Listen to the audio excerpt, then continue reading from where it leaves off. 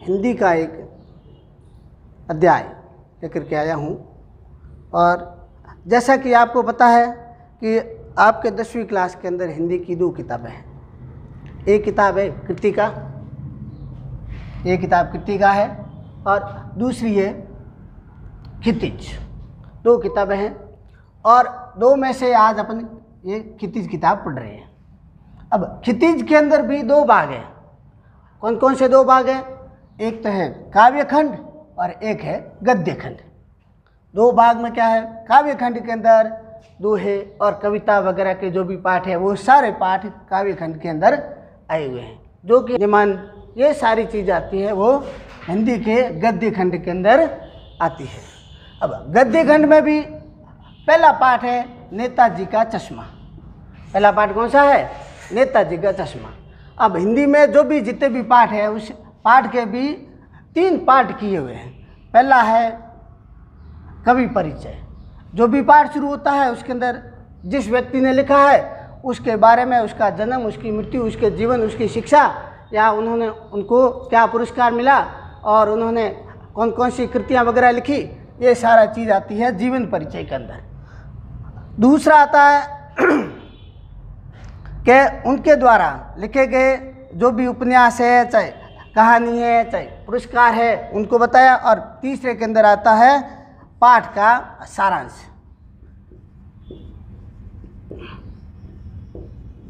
पाठ का सार यानी हम इस पाठ के अंदर क्या पढ़ने जा रहे हैं, उसके मुख्य भाग है वो इस पाठ के अंदर, पाठ का जो सार है इसके अंदर दिए गए होते हैं।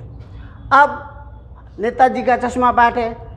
इनके लेखक का नाम है स्वयं प्रकाश। स्वयं प्रकाश जी एक बहुत ही मध्यम वर्ग के परिवार में इनका जन्म हुआ था और अच्छी शिक्षा के बाद इन्होंने एक इंजीनियरिंग शिक्षा की। उसके बाद इन्होंने नौकरी के अंदर किया। इनका अधिकांश समय जो बचपन था वो राजस्थान में बीता था। अपने ही राज्य राजस्थान के अंदर इनका बचपन और नौकरी, जिसके अंदर अधिकांश समय इनका अपने राज्य राजस्थान के अंदर था। उसके बाद इन्होंने यहाँ से सेवानिवृत्ति होने के बाद भोपाल चले गए।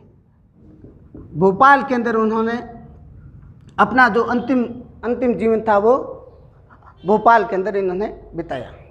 अब इनका जन्म हुआ था अपने देश की जब आज़ादी मिली थी, उस समय इनका जन्म हुआ था, अर्थात 1947 में। और स्थान कौन सा था? इंदौर। और राज्य था मध्य प्रदेश। मध्य प्रदेश के अंदर इंदौर के अंदर इनका जन्म 1947 में हुआ था। अब रहा मृत्यु। तो अब मृत्यु, अब अगर आप किताब पढ़ोगे तो उसके अंदर इनकी मृत्यु दी हुई नहीं है, क्योंकि इनकी मृत्यु अभी हुई है 2019 में। अभी इनकी मृत्यु कहाँ हुई है? 2019 में। अभी आज से लगभग 1.5 से पौने 2 साल पहले ही इनकी मृत्यु हुई है, जिनका अपनी पुस्तक के अंदर किसी भी प्रकार का कोई जिक्र नहीं है। अब इन्होंने भोपाल जाने के बाद जब तक इनकी मृत्यु हुई तब तक ये वसुधा नामक एक पत्रिका है उनके संपादक रहे। वसुधा नामक पत्रिका के संपादक रहते हुए इन्होंने अपना अंतिम जीवन है वो भोपाल के अंदर व्यतीत किया था। और इनकी इस जीवन के बाद इनकी मुख्य ये कहानियाँ हैं। कहानी संग्रह के अंदर इनकी जो भी अन्य भी है, लेकिन जो प्रचलित हुई वो कहानियों में से है सूरज कब निकलेगा, आएंगे अच्छे दिन भी, और आदमी, जात का आदमी, और एक है कहानी संग्रह संधान। ये संग्रह है इनका बहुत ही मुख्य और प्रचलित कहानियों का संग्रह है। इनके बाद इनके जो उपन्यास लिखे हुए थे, अन्य भी उपन्यास लिखे हैं, लेकिन 2 उपन्यास बहुत ही ज़्यादा प्रचलित हुए। उनके नाम है विनय और ईंधन। ये 2 उपन्यास है बहुत ज़्यादा प्रचलित होने वाले इनके उपन्यासों में से है। तो इस पाठ के अंदर इनके द्वारा जितने भी लिखे गए वो सारी चीज़ें नहीं लिख सकते, लेकिन आपको कुछ मुख्य चीज़ें बताई जा रही है। अब इनको पुरस्कार, तो अच्छे कवि थे और 80 के दशक के अंदर तो इनके बहुत ही ज़्यादा प्रचलित कवियों में से इनका नाम आता था। तो इनको एक राजस्थान में भी अधिकांश जीवन रहा, तो इनको राजस्थान साहित्य एकेडमिक पुरस्कार भी इनको दिया गया था, और एक था बनमाली पुरस्कार। ये 2 पुरस्कारों से इनको नवाजा गया था। अब इन्होंने अधिकांश कहानियाँ अपने समाज के अंदर, अगर जाति के आधार पर, धर्म के आधार पर, या जो भी शोषित वर्ग है उनके साथ कोई भेदभाव होता है या कोई गलत कार्य होता है, तो उनको समाज के सामने उजागर करके उन लोगों को अच्छी सुविधा मिल सके और उनका जीवन अच्छा चल सके, इनके बारे में इनकी अधिकांश कविताएं लिखी गई हैं। अब जो आज की कविता है, जो आज का पाठ, नेताजी का चश्मा, अब इसका मुख्य सारांश है देशभक्ति के बारे में। यानी इनके अंदर जैसे 2 पात्र है, एक तो है हवलदार साहब, एक है ड्राइंग मास्टर, एक है कैप्टन चश्मे वाला, और कुछ बच्चे। यानी अपने देश के अंदर पशु, प्रकृति, पेड़ पौधे या देश की जो भी संपत्ति है, उससे अगर कोई भी थोड़ा बहुत भी रख रखाव या उनसे प्रेम करता है या उसके बारे में चिंतन करता है, तो वो भी देशभक्ति ही कहलाती है। तो इस पाठ के अंदर भी हमें देशभक्ति के बारे में बताया गया कि हमारे देश में अभी भी लोगों के अंदर ये भावना है और देशभक्ति कूट कूट के भरी हुई है। अब आते हैं मुख्य कहानी के ऊपर। ये कहानी है, एक कस्बा है, छोटा कस्बा है, उसके अंदर नगर पालिका है, एक बच्चों की स्कूल है, एक बच्चियों की स्कूल, लड़कियों की स्कूल है, और सीमेंट का भी कारखाना है, और 2 ओपन थिएटर है, यानी उसके ऊपर कोई छत नहीं है, और ऐसी कुर्सियाँ लगी हुई, और वो रात्रि के समय में वो पिक्चर हॉल, वो सिनेमा हॉल चलते हैं। छोटा कस्बा है, और हवलदार साहब है, वो एक किसी कंपनी के अंदर मैनेजर है। तो उनका जो भी घर है और उनकी कंपनी है, उनके बीच में ये कस्बा पड़ता है। हवलदार साहब को लगभग हर दूसरे दिन, तीसरे दिन या 1 सप्ताह के अंदर उस कस्बे से होकर के उनको निकलना पड़ता था। बड़ा कस्बा नहीं था, छोटा ही था, लेकिन कुछ थोड़ी बहुत भौतिक सुख सुविधाएं भी उसके अंदर थी। और वहाँ नगर पालिका थी। नगर पालिका कई कार्य करवाती थी, जैसे कोई शौचालय है, रोडें बनवाना है, नालियाँ बनवाना है, या कवि सम्मेलन करवाना है। एक बार नगर पालिका के ही कुछ सदस्यों ने सोचा कि अपन इतने काम करवाते हैं, तो क्यों ना ये काम ऐसा किया जाए कि अपना जो मुख्य बाजार है उसके अंदर अपन नेताजी की मूर्ति लगाते हैं, नेताजी सुभाष चंद्र बोस। तो उन्होंने एक प्रस्ताव बनाया, और प्रस्ताव पारित भी हो गया कि ये चौराहा है और ये स्थान है, स्थान निश्चित हो गया कि इसके ऊपर नेताजी की मूर्ति लगेगी। प्रस्ताव वगैरह सब पारित हो गया। अब उन्होंने खोजबीन शुरू की कि मूर्ति कहाँ बनती है और कैसे बनती है, क्या लागत आती है। और जब इन्होंने इस चीज़ के बारे में चर्चा की, तो इनको पता चला कि जो अपना बजट है उस बजट में तो वो मूर्ति बन ही नहीं रही है। बहुत जगह खोजबीन करने के बाद भी उनको लगा अब क्या किया जाए। प्रस्ताव पास कर चुके थे, मूर्ति तो लगानी थी। उन्होंने मन में भी निश्चय कर लिया था, ताकि हमारे आने वाली पीढ़ियों को भी उनके बारे में, जो महापुरुष हैं उनके बारे में जानकारी मिलती रहे कि इन लोगों ने हमारे देश के लिए कैसे बलिदान दिया। अब इन्होंने कहा कि भाई इतना कम बजट है, तो अब हम क्या किया जाए।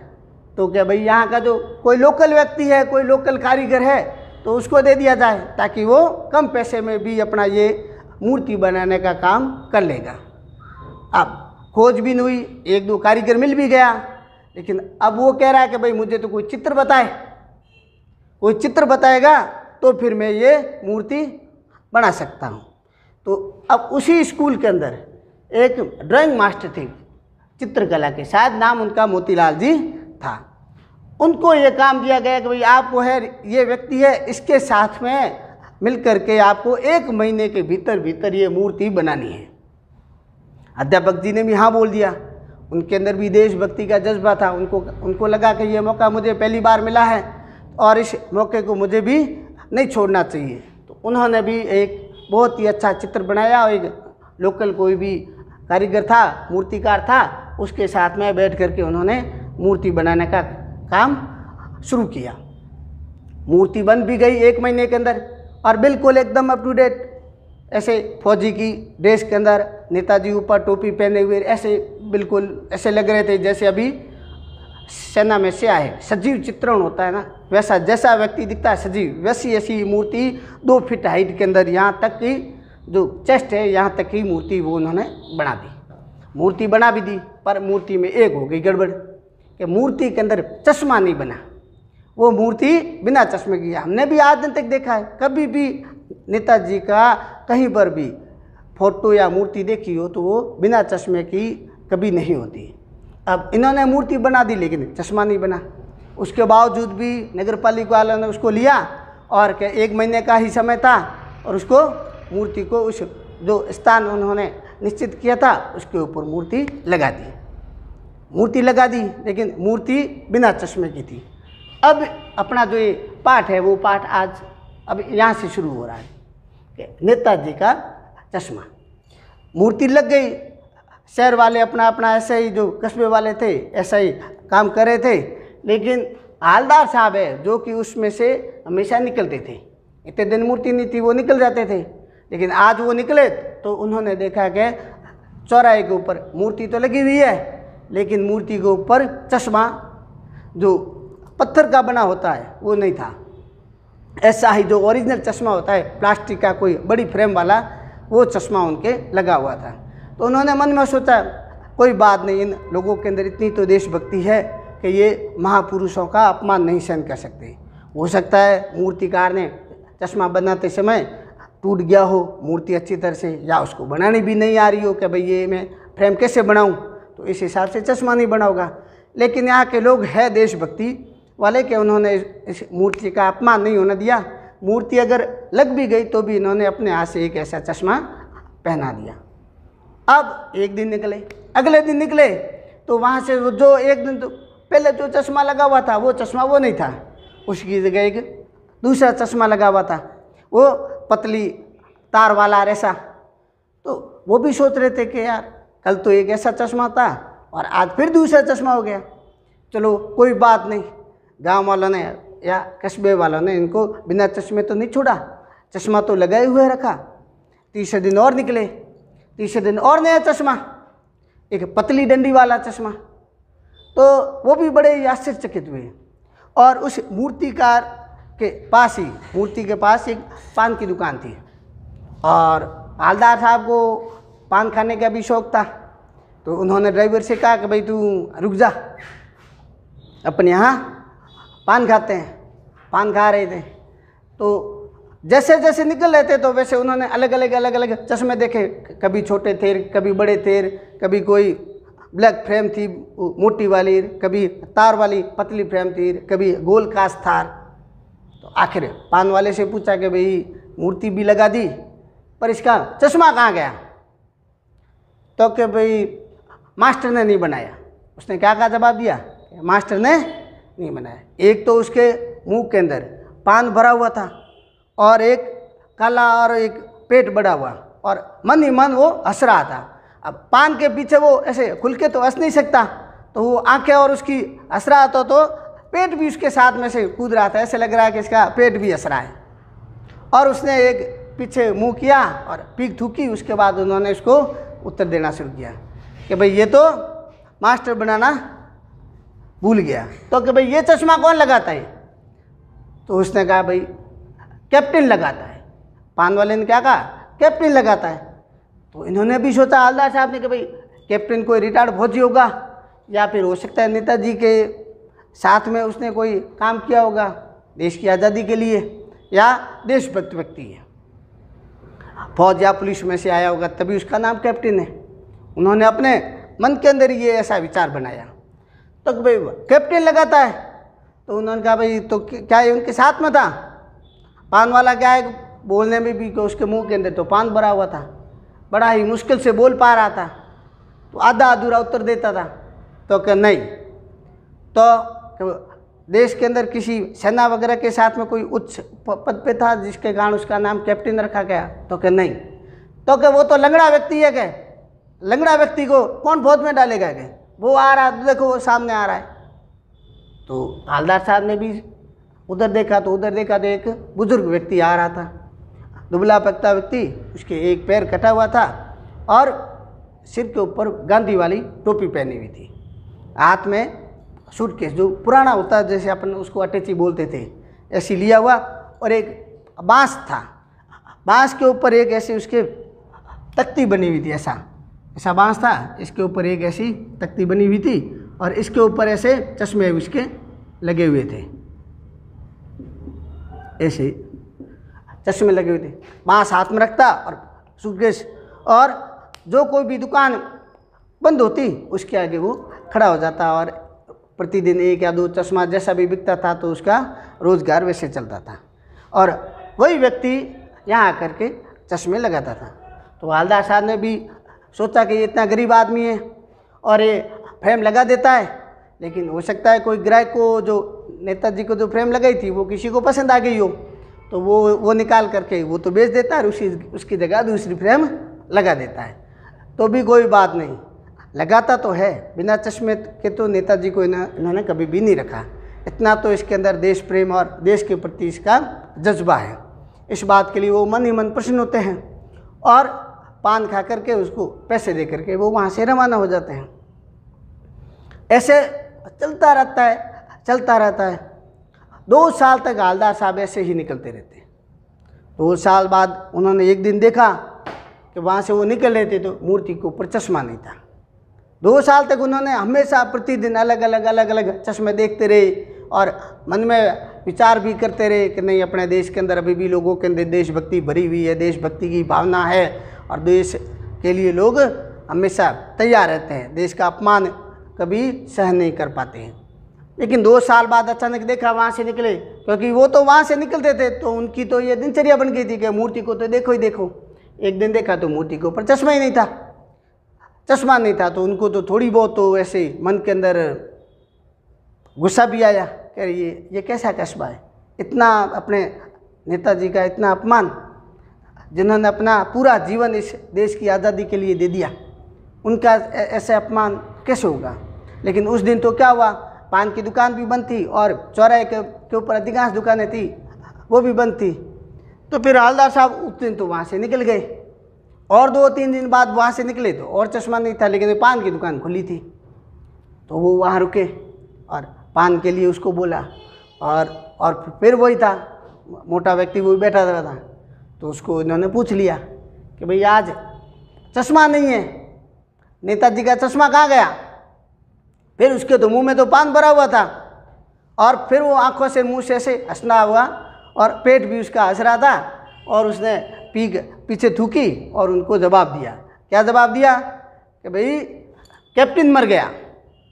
क्या जवाब दिया, कैप्टन मर गया। तो फिर हवलदार साहब ने सोचा, अच्छा ये तो इस कस्बे के अंदर ये एक व्यक्ति ही था जो देश के बारे में या नेताजी के बारे में सोचता था, बाकी लोगों के मन के अंदर कुछ ऐसी देश के प्रति कोई भावना या कोई जज्बा भी नहीं है, ताकि ये मूर्ति है वो बिना चश्मे के पड़ी है रखी हुई है, लेकिन इसके ऊपर किसी ने चश्मा नहीं लगवाया। मन में दुख तो हुआ, और दुख होने के बाद उन्होंने और उससे पूछा था कि भाई वो तो ठीक है, पर ये चश्मे के बिना आई कैसे थी मूर्ति। तो उसने वो पुरानी बात, और फिर पान वाले ने कहा कि मास्टर भूल गया था। मास्टर कौन, ड्राइंग मास्टर, जो मोतीलाल रहा, वो चश्मा बनाते मूर्ति बनाते समय चश्मा बनाना भूल गया था, लेकिन कैप्टन ने इतने दिन तक उस काम को जारी रखा। तो उनको दुख हुआ, उन्होंने पान खाया और कुछ पूछना चाहा, लेकिन पान वाले ने उसको मना कर दिया कि भैया मेरे पास में तो इतना समय नहीं है कि मैं आपको बार बार किसी प्रश्न का जवाब दे सकूं। और उधर ड्राइवर ने भी कहा कि सर लेट हो रहा है तो अपन चलें। तो उस दिन तो वो वहाँ से चले गए। 1-2 दिन तो ऐसे ही रहा, और फिर 5-7 दिन उनका टूर ही नहीं हुआ उस कस्बे से निकलने से। एक बार निकले थे तो उन्होंने ड्राइवर से कहा, देख आज मैं तो बड़ा दुखी हूँ, और ऐसी बात है कि अपने को न तो वहाँ रुकना है कस्बे के पे, और ना ही पान खाना है। पान अपन किसी दूसरी जगह पे खा लेंगे, मुझे लेट हो रहा है। क्योंकि मन में तो दुख था कि वहाँ पर ऐसी मूर्ति लगी हुई है, उसको देख करके वो इस बात को सहन नहीं कर पा रहे थे। ऐसा करके वहाँ से उन्होंने गाड़ी रवाना कर दी। गाड़ी रवाना हुई और कस्बे के अंदर से निकल रही थी, और वो भी बड़ी स्पीड से। लेकिन अब उनका तो स्वभाव था मूर्ति को देखना, अब कैसे रुक सकते थे, बिना देखे तो रुक नहीं सकते थे।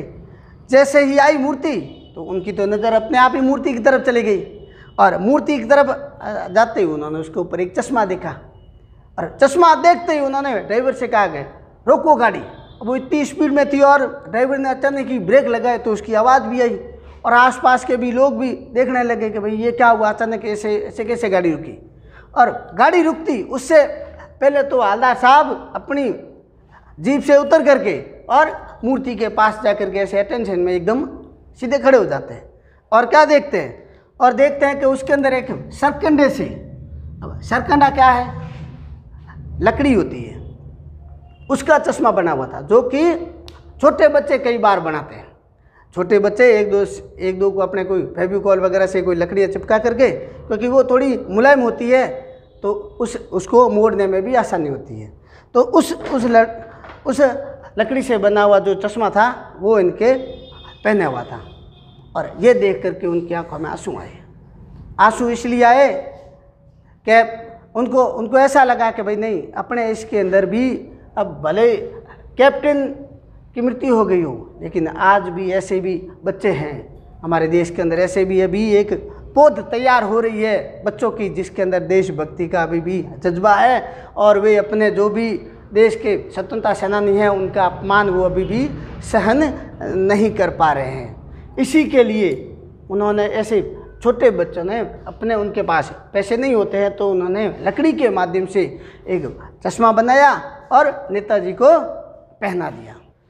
इस प्रकार से उनके मन में के अंदर ये बात आई कि नहीं, अपना देश आज भी जैसा पूर्व में छोड़ के गए थे आज़ादी के बाद, वैसी ही परंपरा चलती आ रही है, और आगे भी जो ये अगली पीढ़ी, जो अब बच्चे तैयार हो रहे हैं, इनके अंदर भी देश प्रेम की भावना हमेशा रहेगी। इसी प्रकार से ये जो आज की कहानी है नेताजी का चश्मा, ये पाठ आज समाप्त हो रहा है, और अगले वीडियो के अंदर अपन अगले पाठ के नया पाठ लेंगे, उसमें लेंगे। और इसके बारे में एक और बता देता हूँ, अब ये जो गद्दी के पाठ हैं, इसके अंदर आपके एग्ज़ाम में कैसे आएगा कि एग्ज़ाम के अंदर एक इसका पैराग्राफ आएगा, एक ऐसा पैराग्राफ 4 या 5 पंक्ति का दे देते हैं, और फिर उसके बाद ऑब्जेक्टिव टाइप के क्वेश्चन देते हैं। 3 या 4 क्वेश्चन तो होते हैं अवश्य वाले। आपको ये पैराग्राफ, इस पाठ में से जो भी पैराग्राफ आएगा उसको पढ़ना, उसके अंदर जो भी ऑब्जेक्टिव टाइप के हैं क्वेश्चन उसको सरल करना।